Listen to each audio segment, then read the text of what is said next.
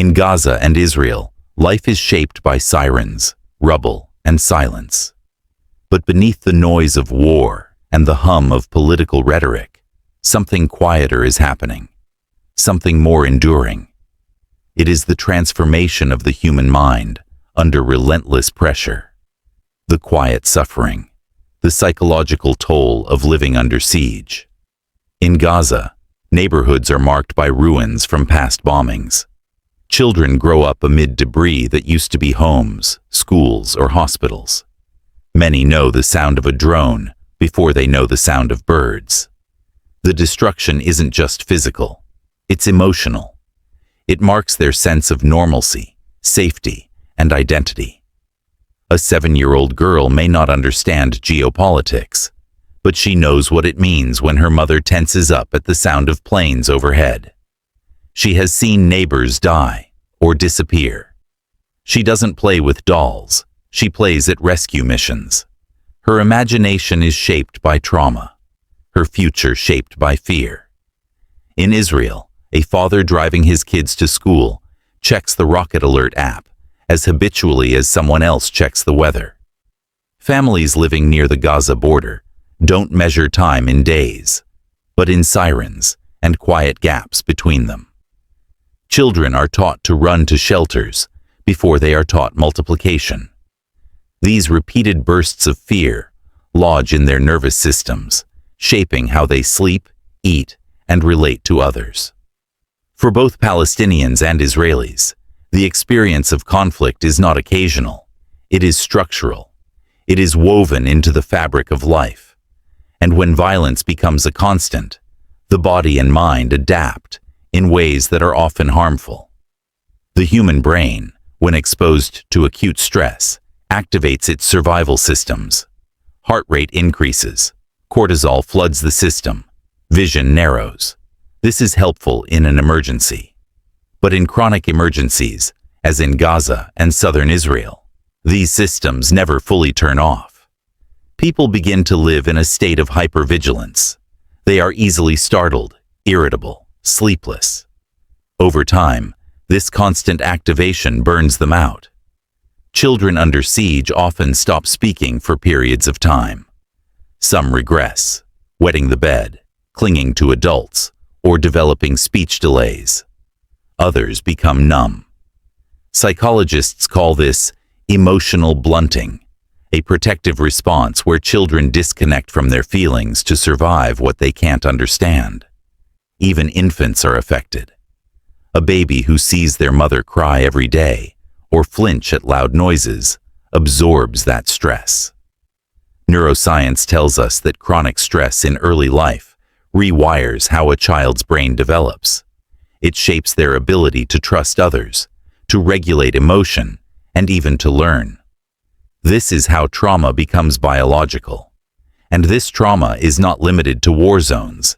It follows people across borders, refugees from Gaza who relocate, or Israeli families who move inland, still carry the psychological weight. Flashbacks, nightmares, panic attacks. These are invisible scars that don't respect geography. For survivors of repeated trauma, memory becomes fragmented. One day blends into another. Time is marked not by birthdays or holidays, but by attacks. The brain struggles to process traumatic experiences fully, which is why they resurface later in intrusive ways, through nightmares, anxiety, or sudden bursts of grief. Many people internalize guilt. The guilt of surviving when others didn't. The guilt of not being able to protect loved ones. The guilt of normalizing pain. These feelings often lead to depression and isolation. Over the years, generations have been shaped this way. A child in Gaza who grew up during the Second Intifada may now be a parent, watching their own child grow up during bombardments. An Israeli teen who experienced the 2006 Lebanon War may now be a reservist, defending the border and grappling with moral conflict. This cycle of trauma, fear, and retaliation feeds itself. Unhealed wounds are passed on, not just genetically or emotionally, but culturally. When a whole population shares a traumatic experience, it becomes part of the collective memory. It's in the songs, the stories, the silences. This is why mental health support in conflict zones is not just a humanitarian need, it is a foundation for peace building. Without healing, trauma can harden into hate. Without support, fear can fester into violence. But with care, people can begin to reclaim their minds and futures. In Gaza, there are psychologists working under impossible conditions. They hold group therapy sessions in bombed-out schools, lead resilience-building activities for youth, and train teachers to recognize signs of emotional distress. With few resources, they create spaces where children can draw, sing, and tell their stories.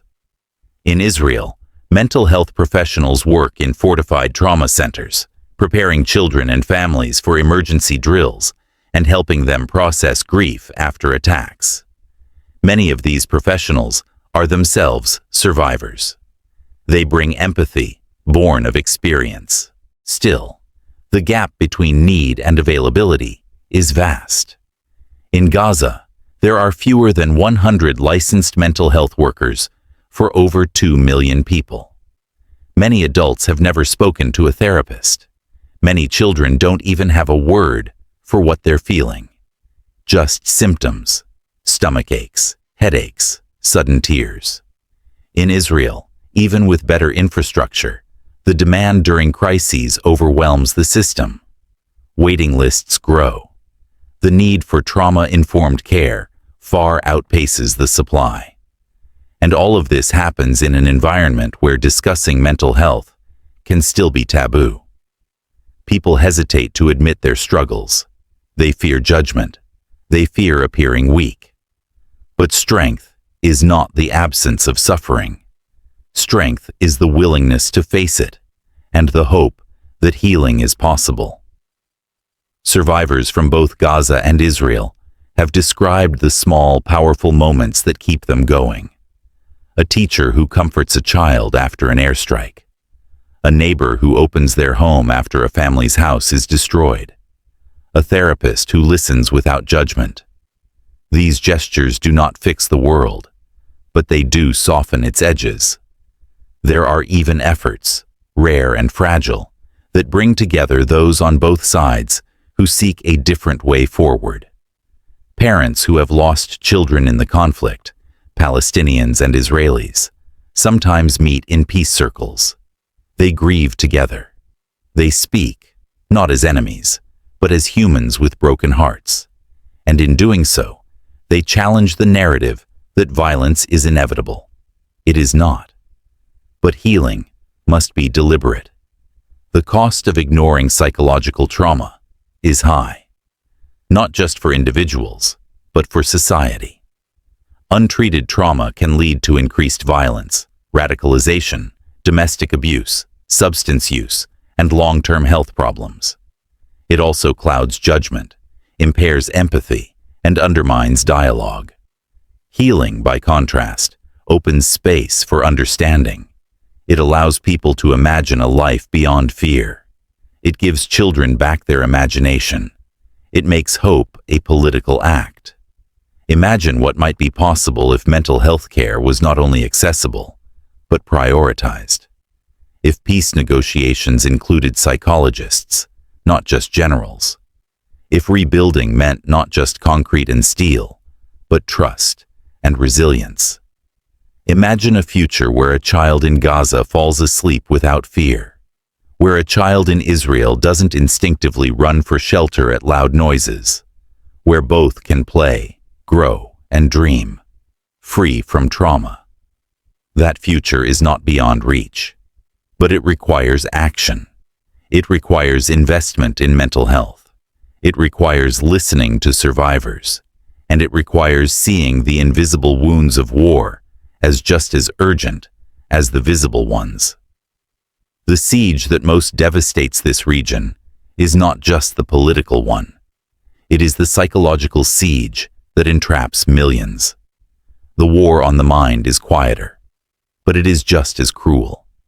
And yet, where there is breath, there is still room for healing. Where there is pain, there is still potential for recovery.